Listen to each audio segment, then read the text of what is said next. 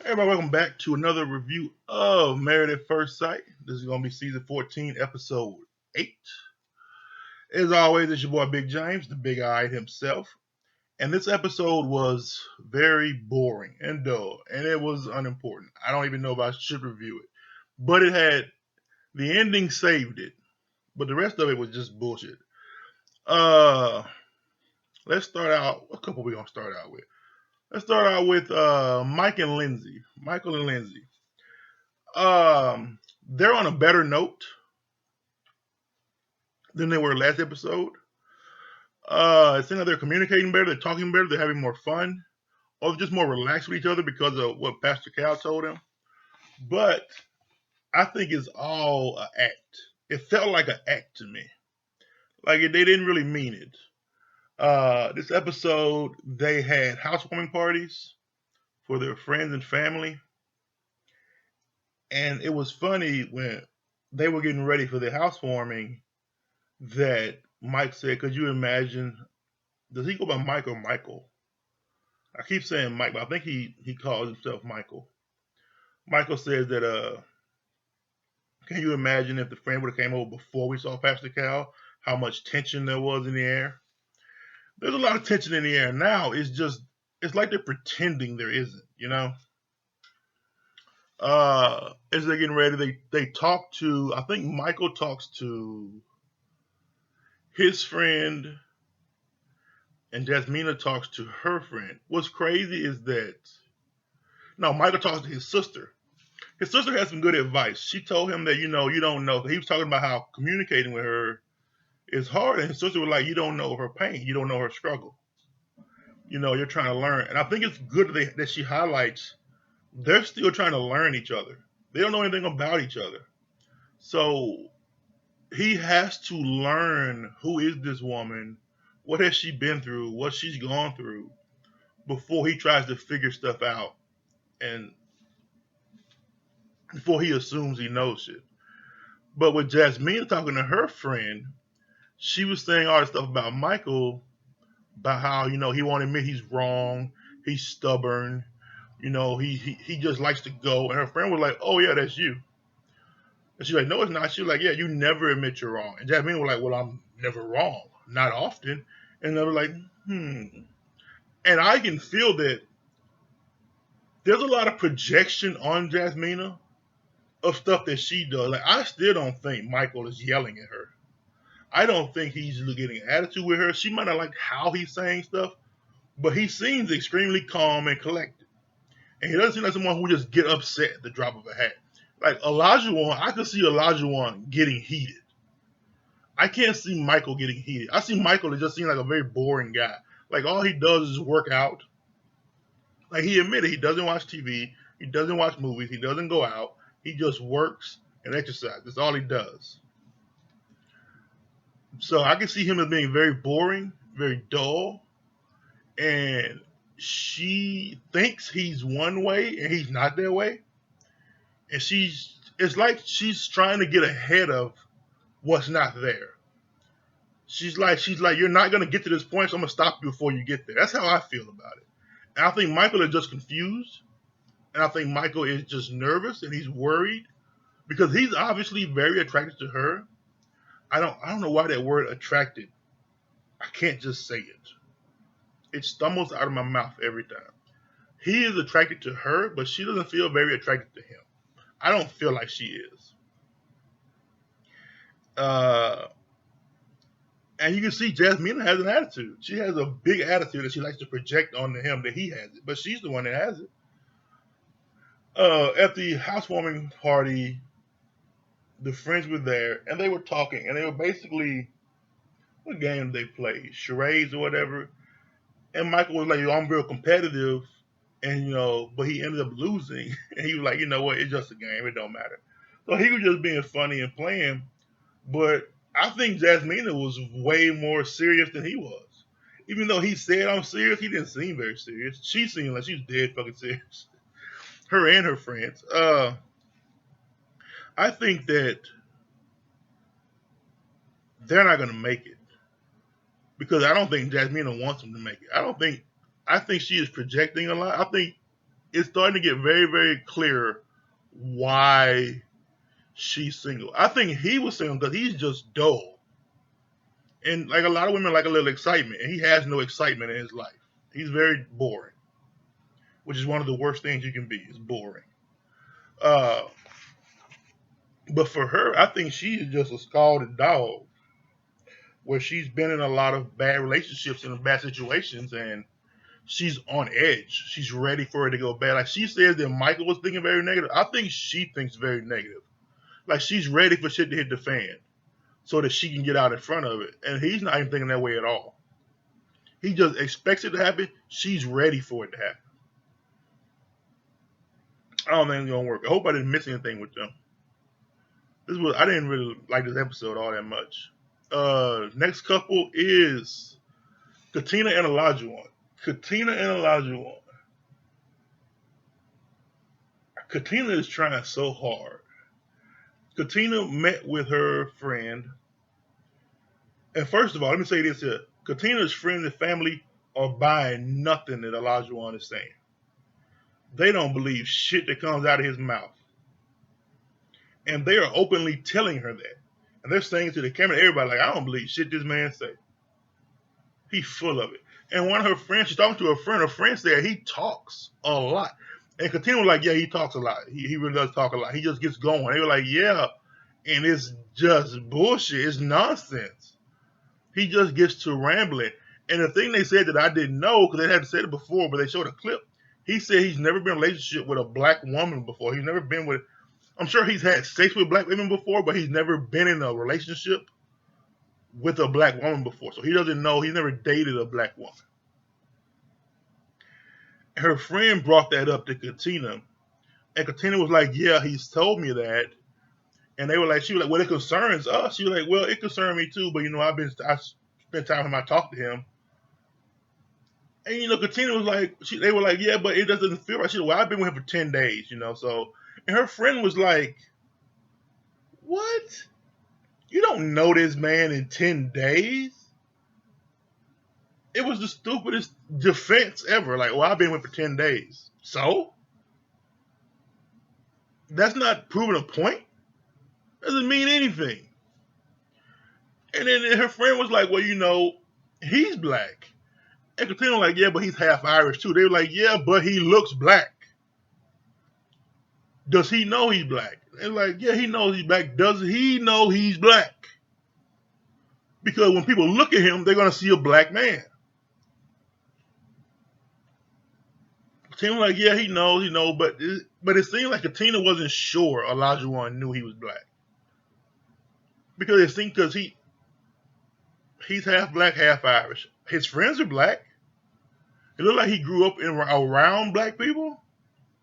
But she seemed like she's unsure of whether or not he realized, or he doesn't identify as black, is what it seemed like, what they were saying. But I don't know. I've never heard him say that, or they've never shown him saying that.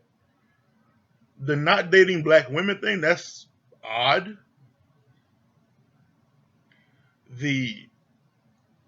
Him identifying more as Irish, or making it a point to let people know he's half Irish, half white, that's odd, because he looks like a black dude.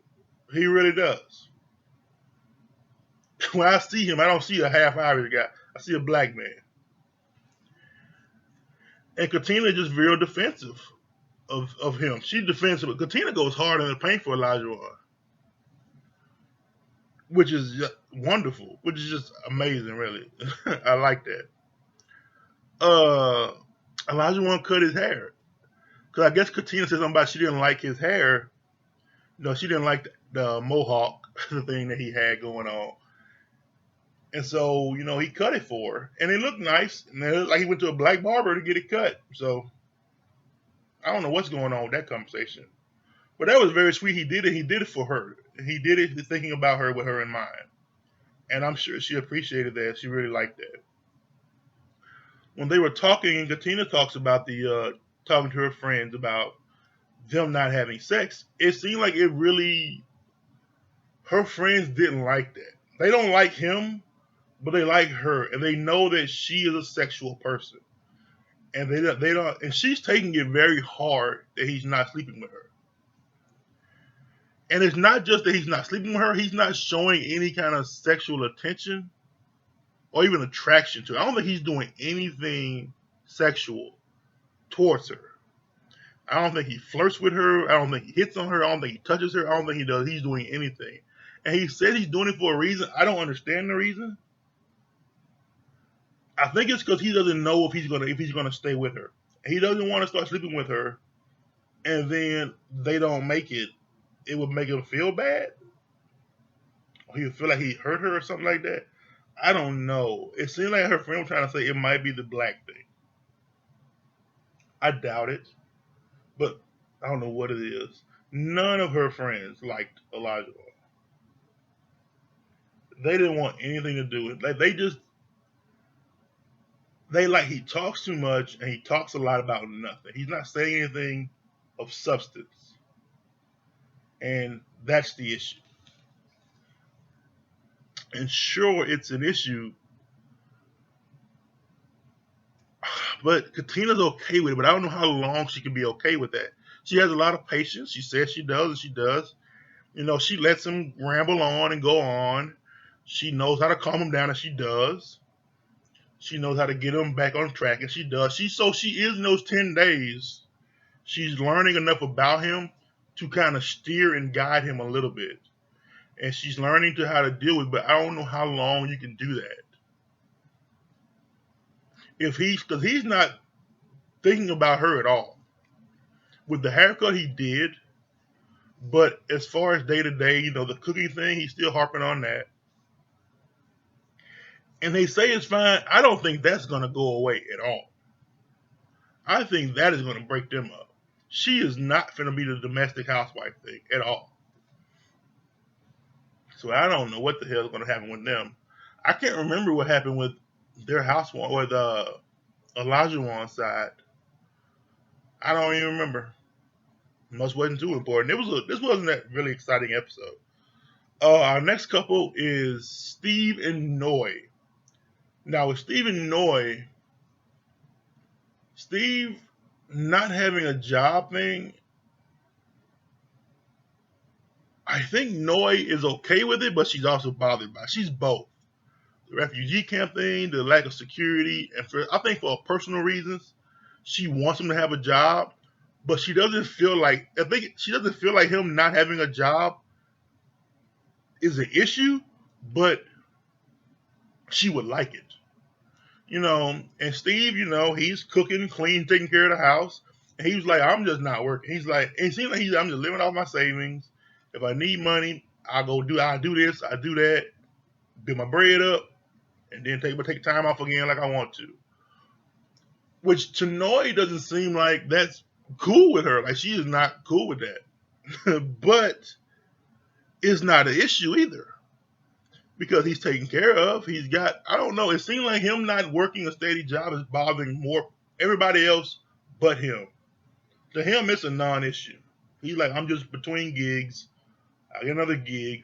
And Noah was talking to his friend who was like, about the job thing. And his friend was like, oh yeah, he's not working a steady job. He just takes freelance work, do a little contract work here and there. He was like, if he wants a job, he can work with us. He's like, yeah, we keep trying to hire him, and he keeps saying no.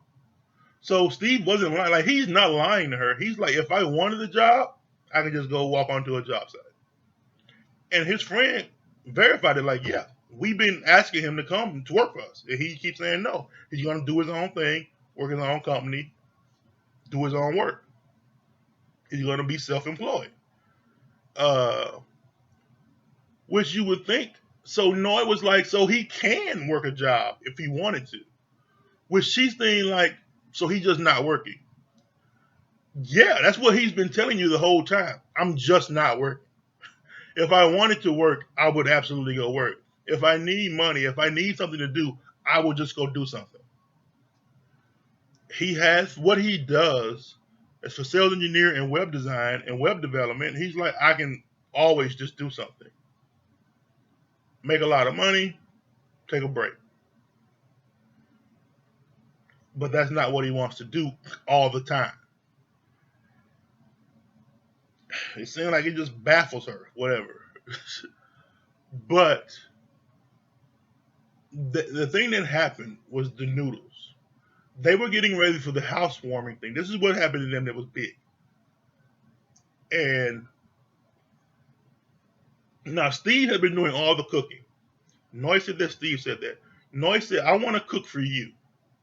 For the housewarming thing, we're going to each cook dishes that are cultural, significant to us. Noy had noodles that were gluten free, like vegan noodles. And Steve said, I don't eat that. I just want regular noodles. He didn't want those. And Noah was like, okay. So he was letting her cook, and he was doing his own thing, working in the back, doing a little web shit. He comes out. She hasn't even started cooking his noodles. She's cooking hers and doing hers. The noodles he wanted that he eats, she hasn't even put on. So he said, well, it's all right. I'll just go ahead and put them on. Just keep an eye on them or whatever. So he puts them on, goes back to doing what he was doing.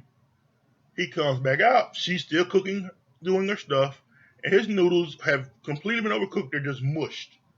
They're like potatoes now. She didn't do anything. He was like, oh, these noodles are ruined. So he drains them. Like, there's nothing we can do with them. He's not upset. He's not pissed.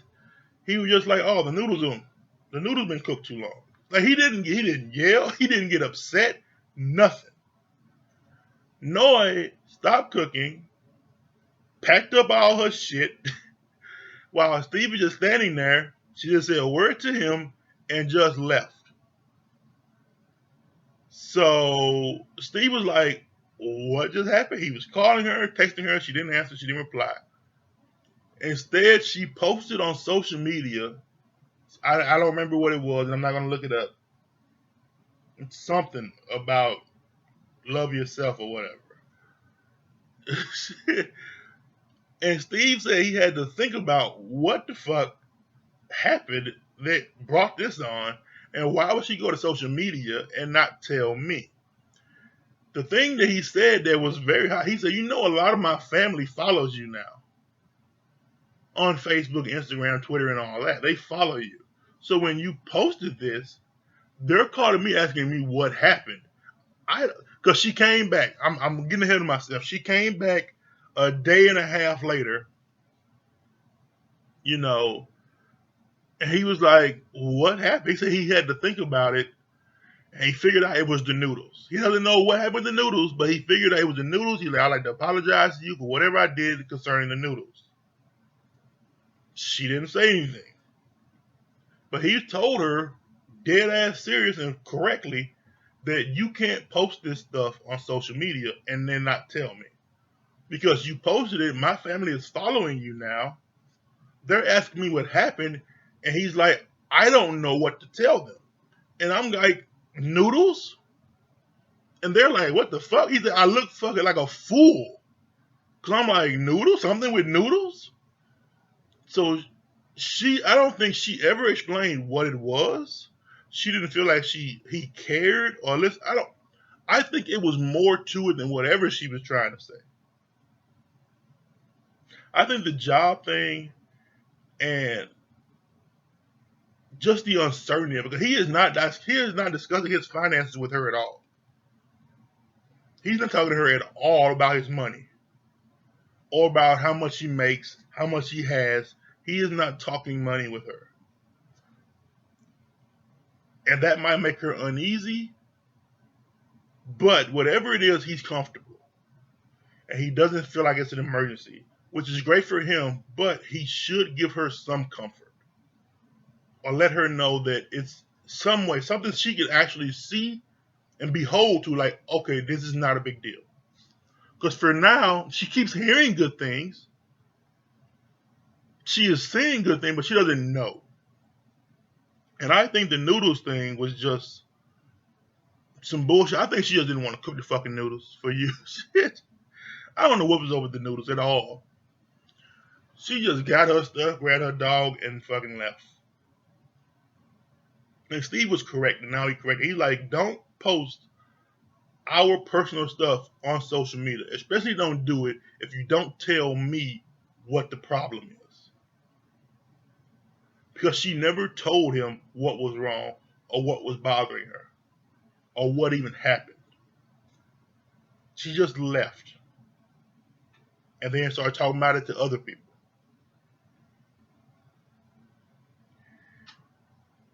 And I think that was it for Stephen Noy.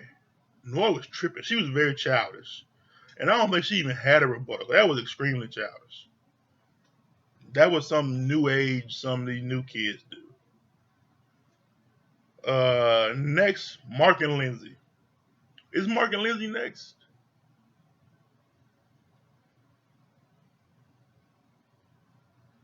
No, next I'm gonna do. Mark and Lindsay's fine. Because Chris and Alyssa was in the episode too, but I'm gonna do Mark and Lindsay. Well, I just round them up in there too. Mark and Lindsay. Mark and Lindsay, they're all over the place. They're up and down, side to side, here and there. Uh, they're doing good. They're doing bad. It's just I can't figure them out. Anyway, I'm trying to remember. They had the housewarming party, and Mark is trying to explain to. He's talking to one of his friends about Lindsay, and he gives Mark good advice. Like, hey, because Mark says she's doing stuff, she put me in a situation that I don't want to be in. She's always bothering other people, and it just makes him uncomfortable. It makes him happy because that's not him. That's not how he is. Like, he said, she's always cranked up, and he's not that way. He can get there, but he doesn't stay there. And Mark can mind his own fucking business. Lindsay doesn't mind her own fucking business, and Lindsay drinks a lot, and she loses control when she drinks. So his friend says, hey, why don't you just explain to her, or the next time she does it, tell her how you feel, or how it makes you feel and what you think. And Mark is like, oh yeah, tell her, hey, when you do this, I feel this way. That's not teamwork. We're not working together. Good advice for anyone that's not Lindsay. Lindsay didn't give a fuck. What did Lindsay do before? Did she talk to anybody? I don't even remember. Much wasn't important. They go to the bowling alley. They're having a group, like all of the couples are in the bowling alley, bowling, and it could be editing, it could be whatever, but it looks like Lindsay has had a lot to drink, and she's just talking over everybody. She won't let anybody else. I think Jasmina had to tell her to stop because Steve was talking about something, and Lindsay just cut him off, talked completely over him. And Jasmina was like, hold on, let Steve say what he has to say, and then you go. So she was just loud, and you could see Mark being uncomfortable. She was jumping in everybody's conversation, and Mark is just like uncomfortable, like, man, I wish she would just stop. And she's slurring, and she's just all over the place. And they're talking about how Stephen Noy had a fight, how they had an argument, how their couples were having an argument or something like that. And she says, you have to have a conflict with someone before you can have like love with them. Which, no, I don't agree with that. I don't think that's right at all. I think you should have love first because love will help you get overcome. If you start out fighting, that doesn't start with love. You have to have love. You have to have something first. And then you have a conflict and love pull you through. That's how I feel. Because now you have to have a conflict, then you fall in love, and then the conflict will destroy that. I don't know what the hell she's talking about. And Katina was just like, what the fuck? Which I think a lot of them was like, what? Huh? But Katina was just like obvious with it. And Lindsay was like, what's with the eye roll? And Katina told her, like, girl, we don't talk, so stop. I'm not going to get into it with you. And I'm with Katina, like, we don't talk. I don't fuck with you, don't fuck with me. Why is you doing this? Whatever I did, it had nothing to do with you. And Lindsay is going at it, and Elijah wants to tell Katina, like, hey, calm down. Mark is telling Lindsay, calm down. But Lindsay is like, no, Lindsay wants to go off. She wants to get to the bottom of this. I want to talk about it. Like, no, Katina has already said, we don't talk. Don't talk to me. That's it. That shit happened on the plane. Katina is done with you. That's it. There's nothing else to talk about. Uh, everybody was looking like Jasmine. Like everybody was, even Jasmina, Chris. Everybody was like, Lindsay's tripping. She's had too much to drink. And you see Mark pulled her to the side and was like, hey, don't do that. She's like, well, I want to know why she's rolling around. He was like, it doesn't matter. She doesn't like you. She doesn't want to talk to you. There's nothing to ask her or figure out. Because there's nowhere for this to go. And it's like Lindsay was like, well, who are you supposed to be on the side? And Mark's like, I'm on your side. That's why I'm telling you to stop. She doesn't get it.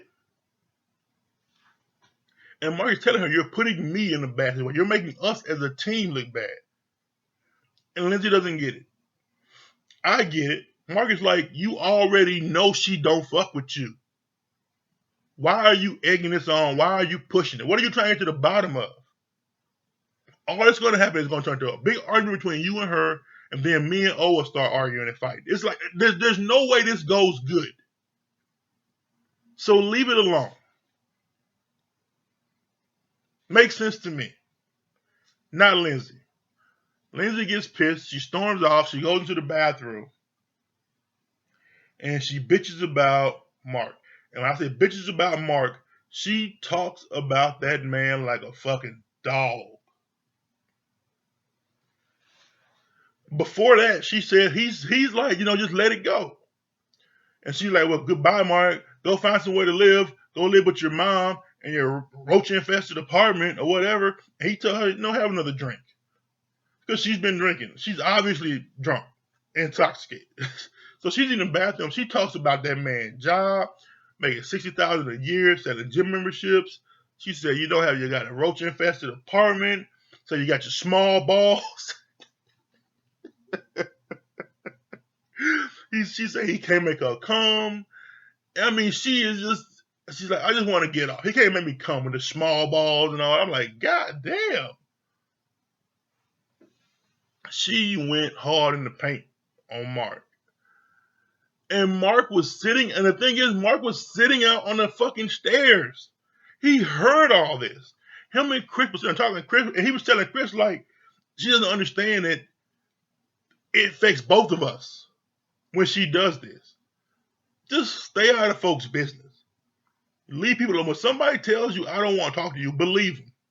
They don't want to talk to you. No, she wants to get to the bottom of it. She wants a real man that'll stand up for her, stand beside her. It's like, Lindsay, you trying to get Mark fucked up. And Mark sees that, and he's not going to let it happen. She's tripping hard. I don't know what they're done. There's no way they're going to make it. After that, especially if he heard all of that, there's no way. No way in hell. I'm waiting on a food delivery, and I'm super hungry. They're fucking done. And there's a couple Chris and Alyssa. They were here. I don't know why they were here, but I guess they had to say goodbye to the other couples. Like, hey, we getting divorced. We didn't make it. They said at the bowling alley, we getting divorced. We didn't make it. Before that, Alyssa was just lying to her friends about, oh, Chris, he didn't try. I didn't ask for a divorce. He asked for a divorce. Just bullshit. He just didn't want to do it. He gave up. None of that's true. None of that is true at all. She gave up. She didn't want to try. She didn't want to do it. Excuse me. But instead of admitting her own faults, she blamed it on him. It was wild. It was just wild. Because she's sitting there and she's painting this picture of Mark. No, it's Chris as this bad guy. And her friend was like, yeah, her friend doesn't believe shit she's saying. That was kills me. Her friend that she's talking to doesn't believe her. Just like, yeah. I wish I could have met him so I could form my own opinion. Because I know how hard you are on guys and what you feel and think. So that her friend already knows this is full of shit. Yeah, whatever. He probably was a great guy and you're just full of shit. And then Mark's talking to his He called his mom. He said, it's gonna be hard on his mom because his mom was really happy that he was getting married. But now he has to tell her, like, hey, I'm getting divorced. And he's telling her what happened. Like, from the wedding day, I could see something was wrong. She wasn't really feeling this. And he's describing, telling her what's happening. And the first thing his mom says is, well, it sounds like she wasn't attracted to you. And Marcus and Chris is like, yeah, but she never said that. But that's what it sounds like. That's what it sounds. That's what it seems. That's what it looked like to everybody watching, listening, or hearing about. No, she doesn't. She's not attracted to him. But Liz could never bring herself to just say that, regardless of how obvious it was. I hope this is it for them. I hope they're done. They told the other couples at the bowling alley trip that, hey, we're getting divorced. We didn't make it. Best of luck to the rest of y'all. And I hope that is it for them. Right now, this looks like 0 for 5. It looks like not a single one of these couples is going to make it. Not a one. It seems like another couple, I don't know if Mark and Lindsay will make it a few more weeks. I don't know how much longer Michael can put up with Jasmina, and I don't know how longer Olajuwon can keep how he really thinks inside of him. I think that Katina and Olajuwon is going to get ugly. Mark and Lindsay is already ugly. I think Michael and Jasmine will stay civilized. Steve and Noy will stay civilized, but they're not going to work. I'm saying 0 for 5 after watching this episode. And the previews don't look good at all. But hey, those are my thoughts. What are yours? Make sure you like, comment, subscribe, and let me know what you think, man. Until next time, peace.